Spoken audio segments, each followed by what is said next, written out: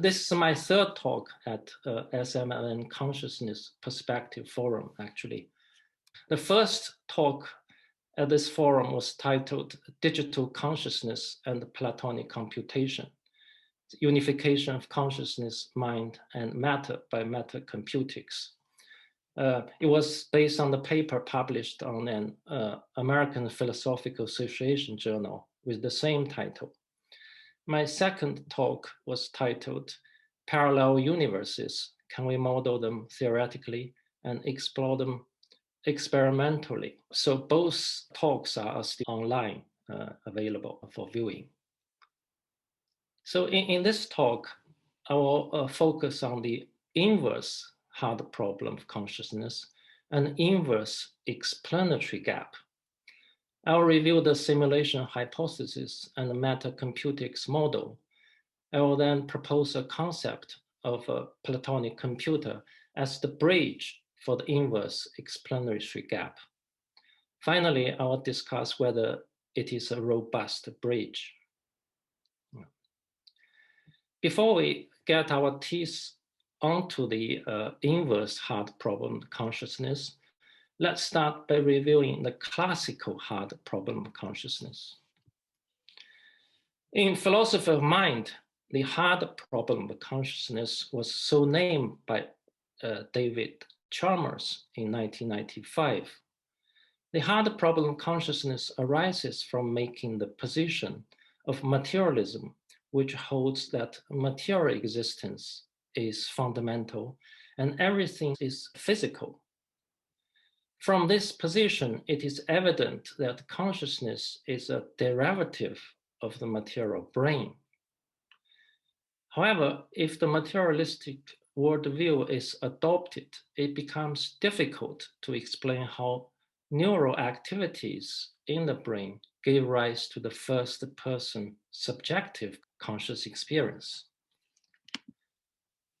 such as red rather than green, or the sound of a dog barking, the smell of a rose, taste of red wine, and above all, the external images we perceive in the world. There is an explanatory gap between our understanding, no matter how complete, of the neural correlates of a conscious experience and our first-person subjective conscious experience. So this is the classical explanatory gap. Having realized that the hard problem of consciousness is insolvable, the last few decades have seen an increasing number of consciousness researchers turning away from materialism and adopting alternative philosophical positions. This is from David Chalmers himself. He wrote a paper in 2019. He says, some recent strands in philosophical discussion of mind-body problem have recapitulated this progression. The rise of materialism in the 1950s and 1960s, the dualist response in the 1980s and 1990s, the festival of panpsychism in the 2000s, and some recent steering of idealism. So I think this is the description of his own journey, along with many of his fellow philosopher colleagues.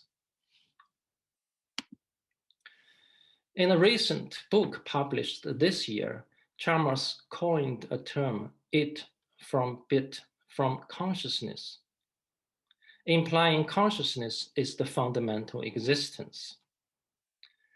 I'll come back to this term later as it summarizes very well what I will discuss in this talk.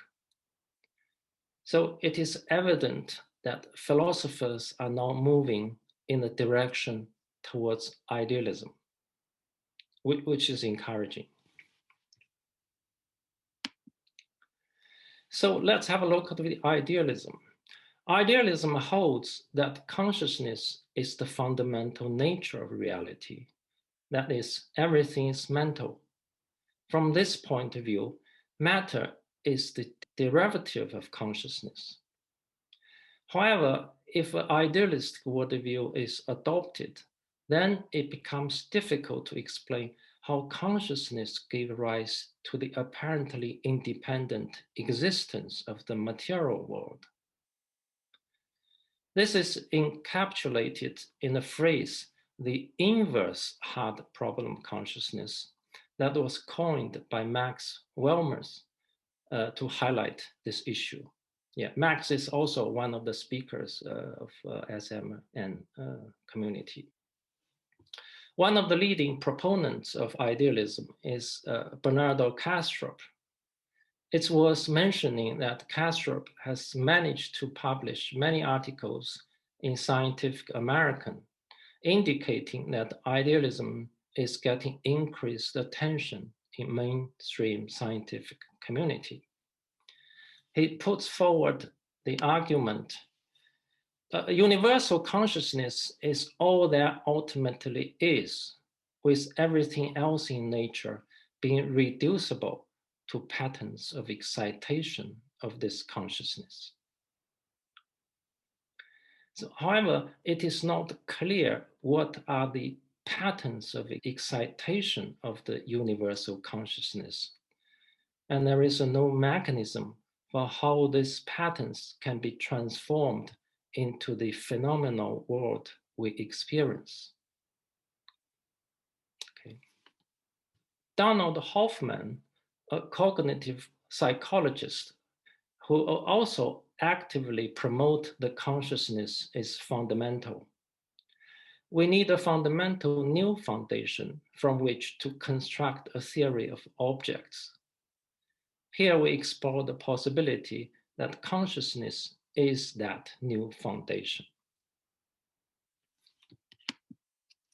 In his book, The Case Against Reality, he was suggesting that for the perspective human, space-time is the desktop, and the physical objects are icons. So he was suggesting that objects we perceive in space and time are more like a virtual reality created by computation. Hoffman certainly isn't the first person to speculate that the physical reality may be a processing output of computation. As early as 1969, Konrad Rose, a German computer scientist, suggested that the entire universe is being computed on a computer. John Wheeler, a renowned physicist, in early 1990, proposed a now famous phrase, it from bit. All things physical are information theoretic in origin. Edward Fredkin is another American computer scientist. He further speculated that there is this place, other, that hosts the engine that runs the physics. In the last few decades, there has been many science fiction novels, movies, and TV series based on the idea that we are living in a computer-generated reality. These movies, particularly The Matrix, popularized the idea to a very large audience. At the same time, more and more professional philosophers and scientists are taking the idea seriously and have been writing books, magazine articles, and getting involved in debating if we are living in a computer simulation. Let's now watch a short video clip to get a flavor of this debate and discussion. What is life for Elon Musk? As I get older, I find that question to be confusing or troubling. I think particularly when you see the advancement of something like video games. Like say 40 years ago, the most advanced video game would be like Pong, where you had like two rectangles and a dot. But now you can see a video game that's photorealistic and millions of people playing simultaneously. And you see where things are going with virtual reality. then eventually those games will be indistinguishable from reality. They'll be so realistic, you will not be able to tell the difference between that game and the reality as we know it. How do we know that that didn't happen in the past and that we're not in one of those games ourselves? Tonight's topic is the universe a computer simulation? We've got some highly thoughtful, talented, respected people to weigh in on this. The more I learned about later on as a physicist, the more struck I was that when you get deep down under the hood about how nature works, how can I be sure that this mathematical reality isn't actually some kind of game or simulation? In my research, I had found this very strange thing, error correcting codes. Error correcting codes are what make browsers work. So why were they in the equations that I was studying about quarks and leptons and supersymmetry? And that's what brought me to this very stark realization that I could no longer say that people like Max were crazy. So you're saying as you dig deeper, you find computer code rich in the fabric of the cosmos. Computer code, strings of bits of ones and zeros. The guy who really started forcing scientists to take this a bit more seriously and gave this idea a bit more scientific street cred, I think, is Nick Bostrom, my fellow Swede, Nick Bostrom. We are almost certainly living in a simulation. It's a little bit complex, but it's really not more complex than most educated people could probably get their heads around if they thought about it for half an hour, kind of, if they actually tried. You know, there's this interesting argument by your colleague at Oxford, Nick Bostrom. He argues that the notion of a simulated universe. What do you think about that? I can't see how you could refute it. I mean, I can't see how you would actually be sure that we're not. Yeah, as we can see, these experts are favoring the simulation argument. But at the same time, there are many others who disagree. There are actually live debates on the internet on this topic. If you search the term simulation hypothesis, you get over 1.2 billion search results. It's an incredible number. So many people are talking about this and are debating about this point. Most debates focus on if we are living in a computer simulation, or what are the chances that we live in a simulation. I actually think those kind of debate is pretty pointless. The reason being that the true nature of the universe, or the universe in itself, according to Immanuel Kant, is unknowable. Okay? If it's unknowable, whatever we think the universe is not true. If an elephant is unknowable to blind people, what they understand about elephant can only be metaphors like a fan, a pillar, a tube, etc. Therefore, arguing whether the universe is a computer simulation is like arguing among the blind if an elephant is a fan or a pillar or a tube. Of course, the elephant is not a fan or a pillar. And of course, the universe is not a computer simulation. Is the universe a computer simulation is thus a pointless question to ask. The worthwhile question to ask is, can we model the universe as a computer simulation? These are two very different questions. I hope you can see the difference. Yeah. By asking the right question, we get on the track to do science instead of just speculating. Okay, if we can build models, we do science. In science, we rely heavily on metaphors to build models of the universe. The metaphors are picked from concepts we already familiar with. These concepts evolve through time too. For example, in mechanical era, we had conceptual metaphors such as clocks and watches. So we modeled the macro universe as a clock-like machine. When human society was electrified, we had electricity as a conceptual metaphor. So we modeled the micro-universe as electrically charged particles. So we have electron, which is negatively charged, and the proton, which is positively charged.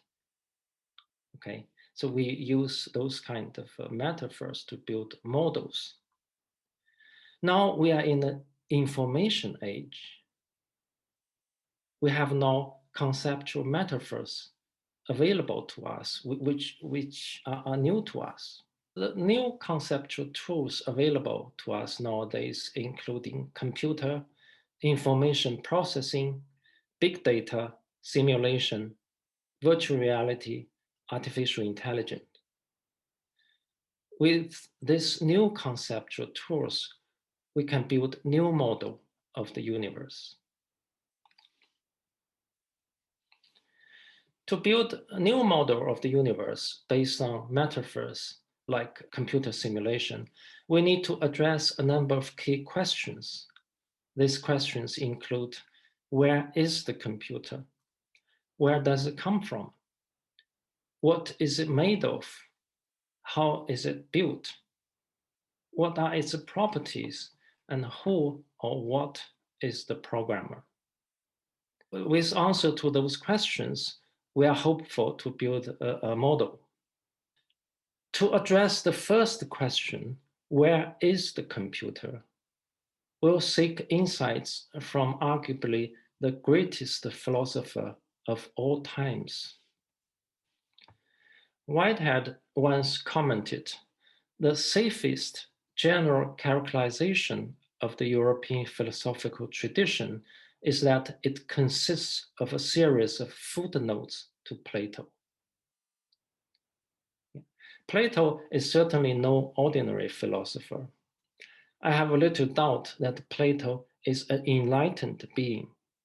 Therefore, his insights ought to be taken seriously, particularly the insights into the ideal realm of forms. According to Plato, physical existence is a shadow or poor imitation of the ideal realm of existence. Abstract entities exist in the realm of forms, which operate as the fundamental reality. Material objects in the physical reality resemble their perfect abstract forms to varying degrees. For example, in the realm of forms, there is an ideal dog form and abstract dogness as a universal. Yeah. Dogs in the material reality of all shapes and sizes are only shadows of this ideal dog form. So the ideal dog form is like an archetype or template. And the material dogs are actually shadows of this ideal dog form. Based on such a principle, it is postulated that the everyday material computer made of silicon is only a shadow or a poor imitation of the perfect abstract matter physical computer that exists in the realm of forms. We call this abstract metaphysical computer a Platonic computer. The physical computer resembles the way Platonic computer computes. So both computers carry out computation. Let's remind ourselves, what is computation? In essence, computation is very simple. To compute is to answer a binary question. So which question? To be or not to be, that is the question.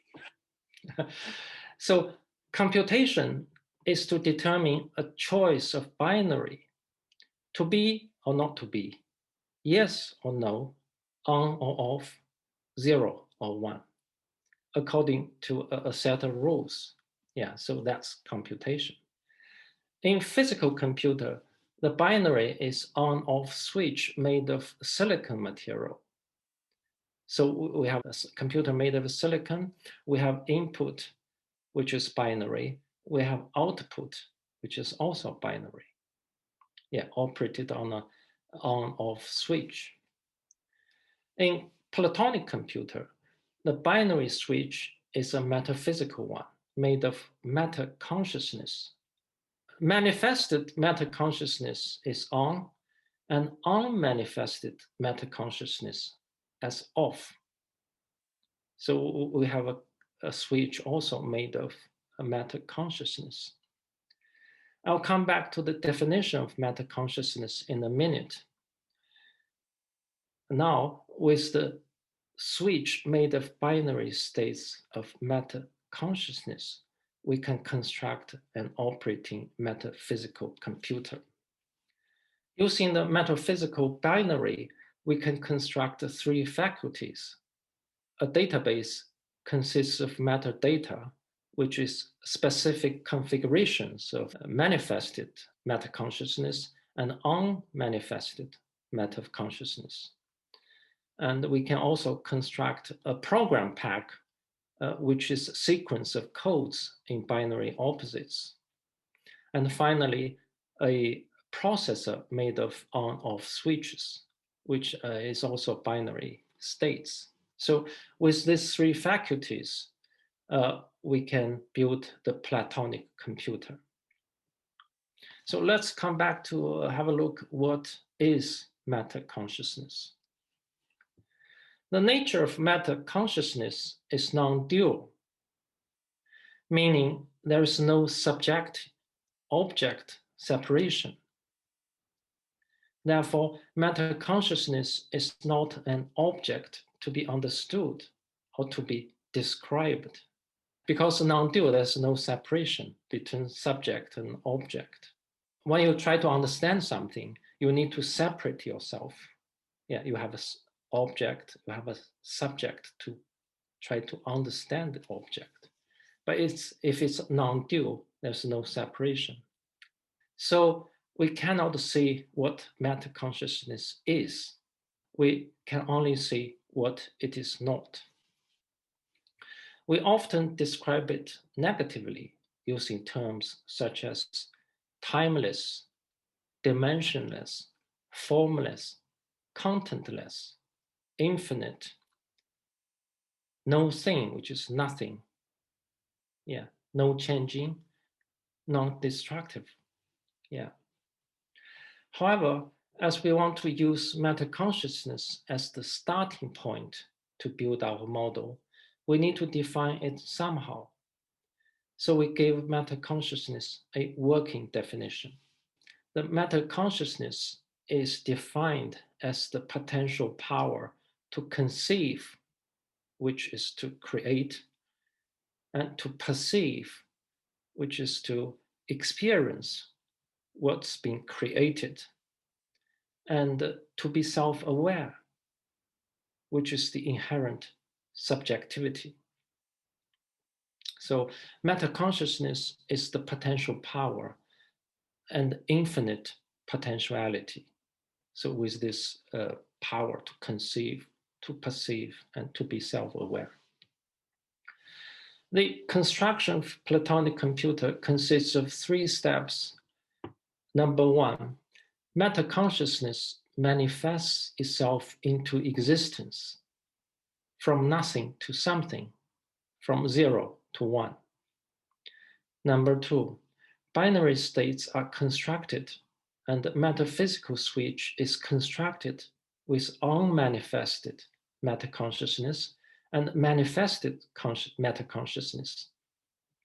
Number three, structured binary states are configured into three faculties to form an operating meta-computation system. Once we have this computation system, space and its contents are processing output of meta-computation system.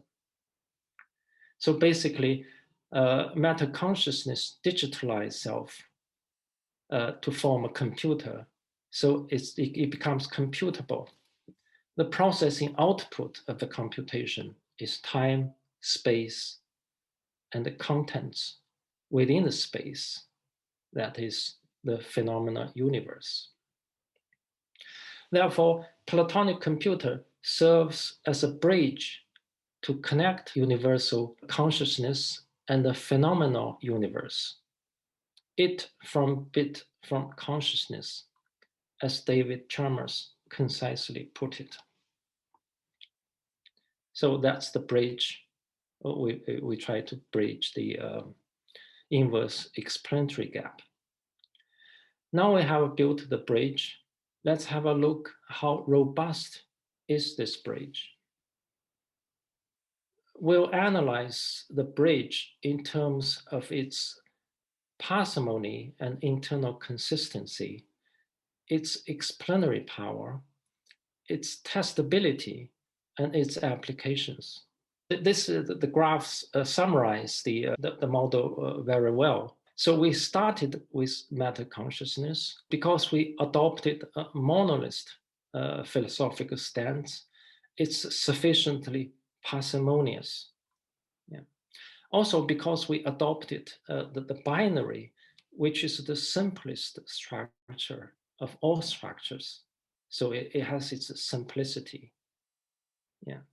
And we'll see it's also going to be very consistent.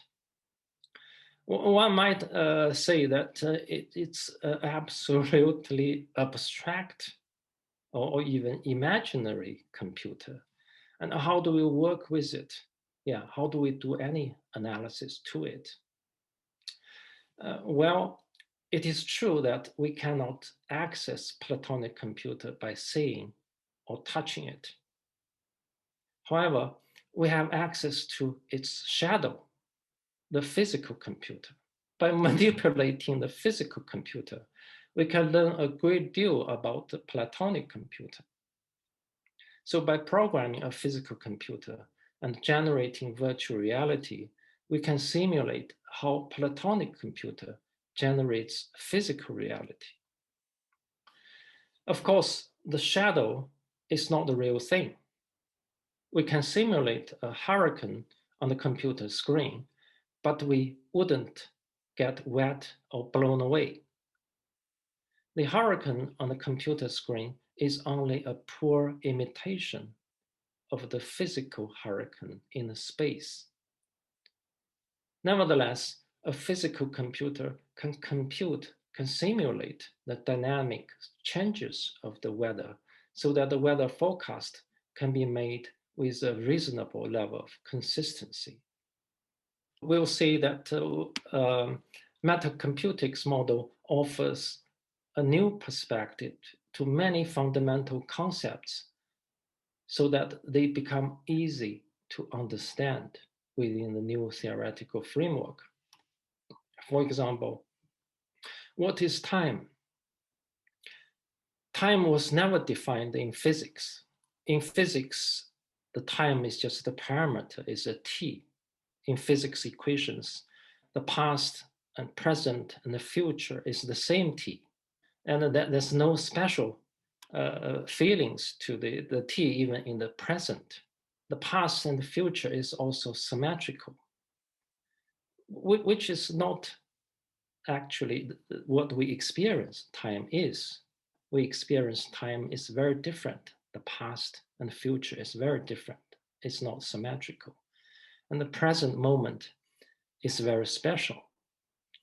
And in this framework, we define time as simply the internal clock of Platonic computer, operated by alternating the binary states. The past is processed metadata. Future is metadata yet to be processed.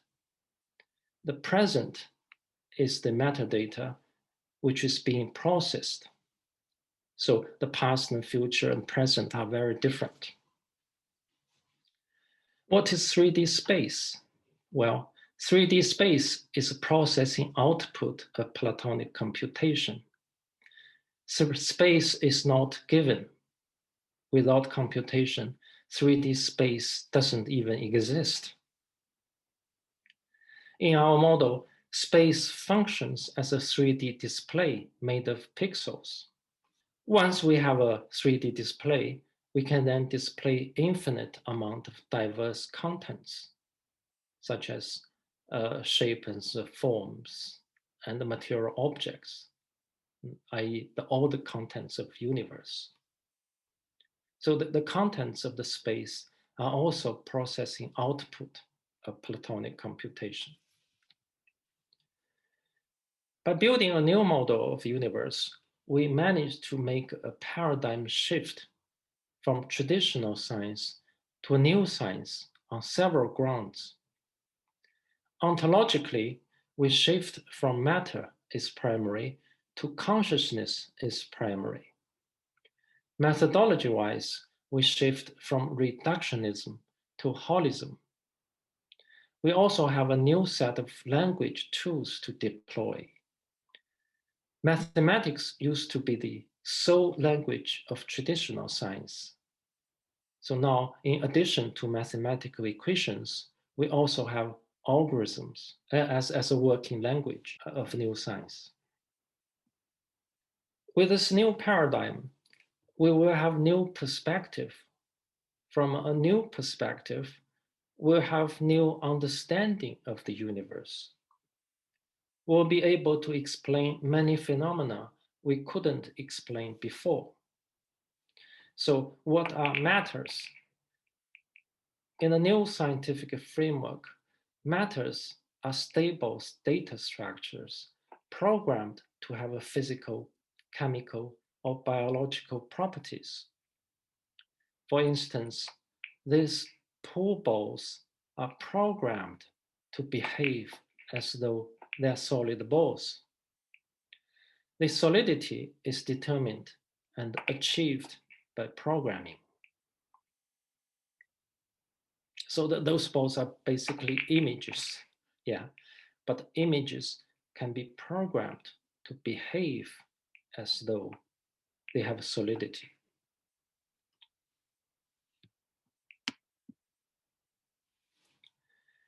Laws of nature expressed by physics are approximation of program subroutine in Platonic computer.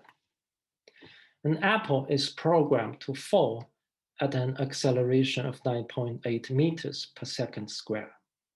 In physics, we still cannot explain how magnetism works.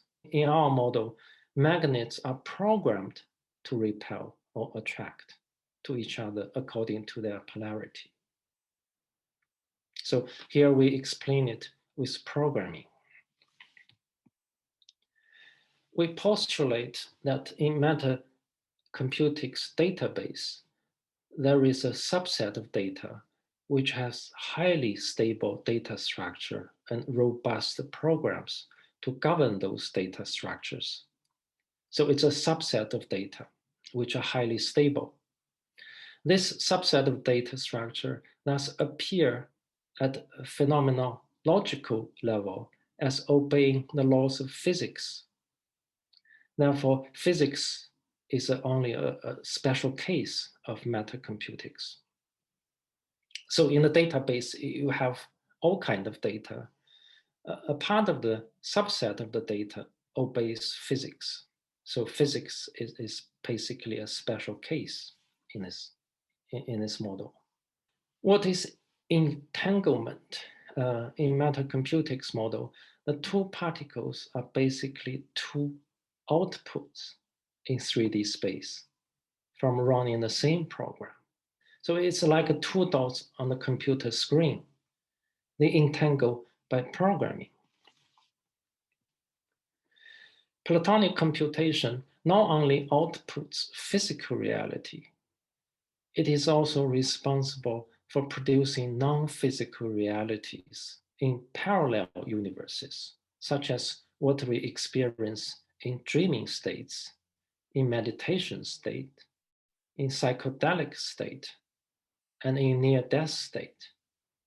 This topic was the focus of my last talk at this forum, The recording is still available online if you are interested in more details.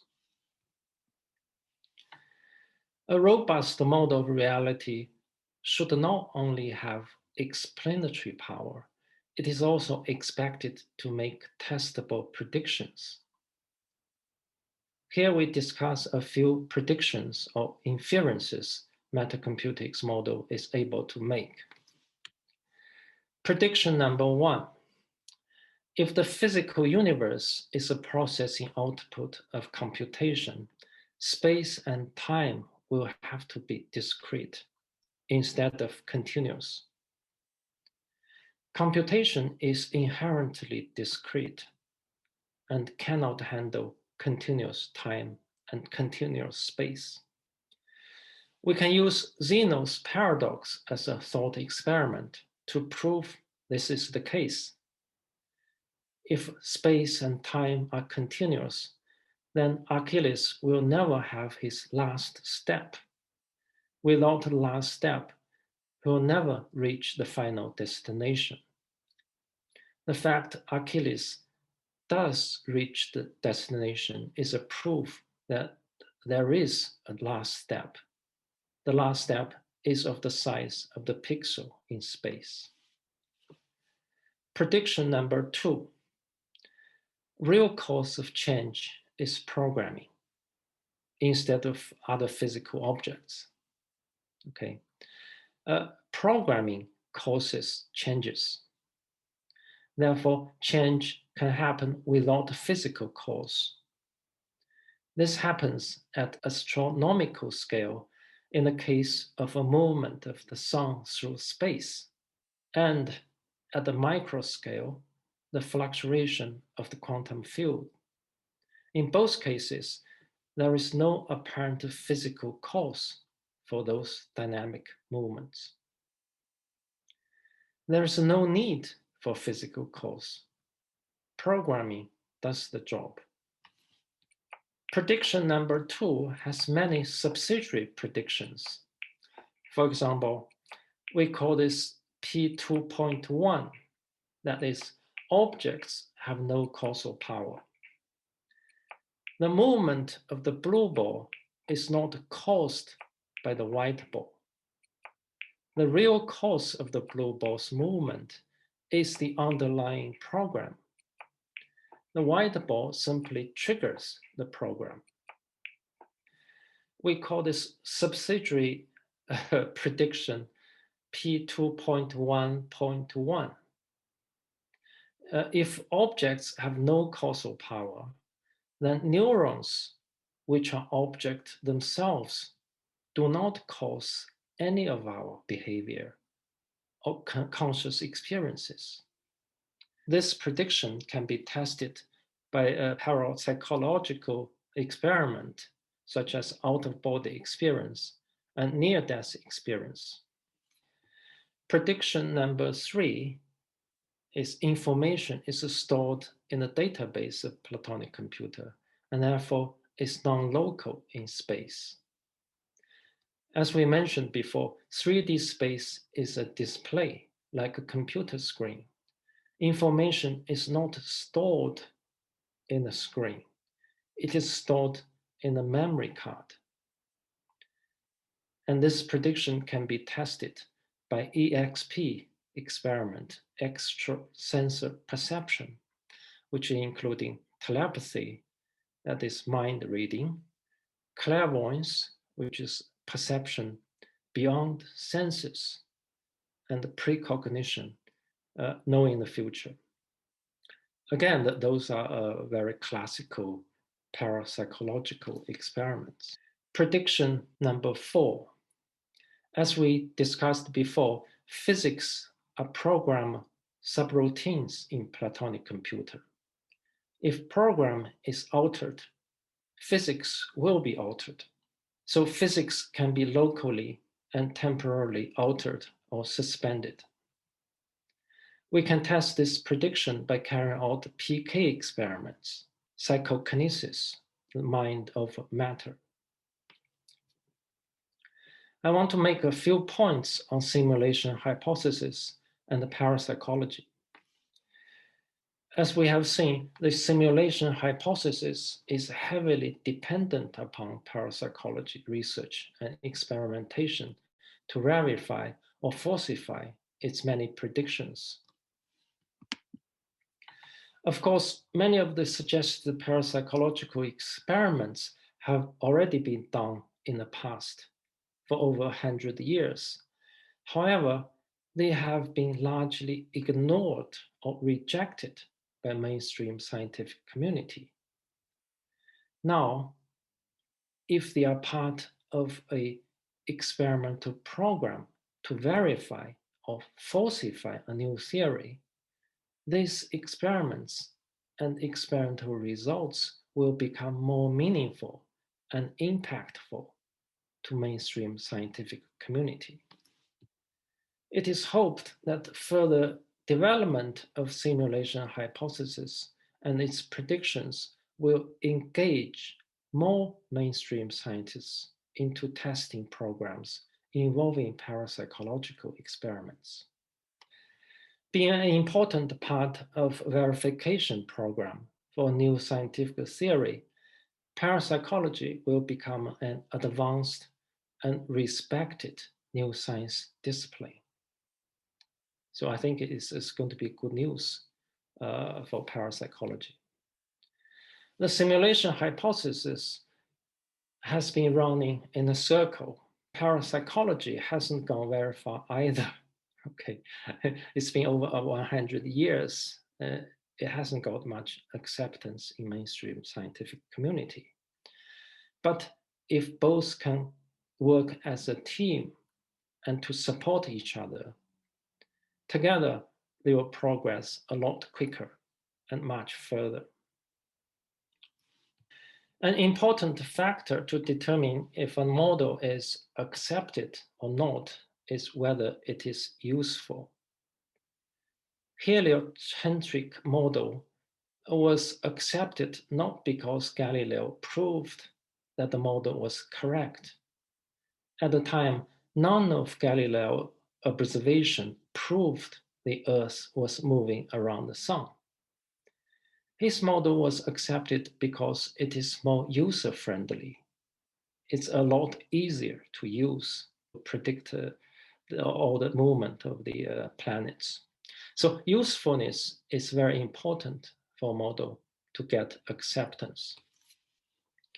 There are many potential applications of metacomputics model, so including metaverse and AI, including personal development.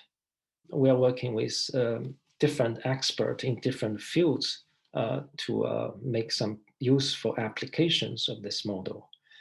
Here we highlight two examples. For example, in healing and healthcare, we are working with professionals to treat medical conditions, particularly those which cannot be treated effectively by mainstream medical means, such as phantom pain and autism.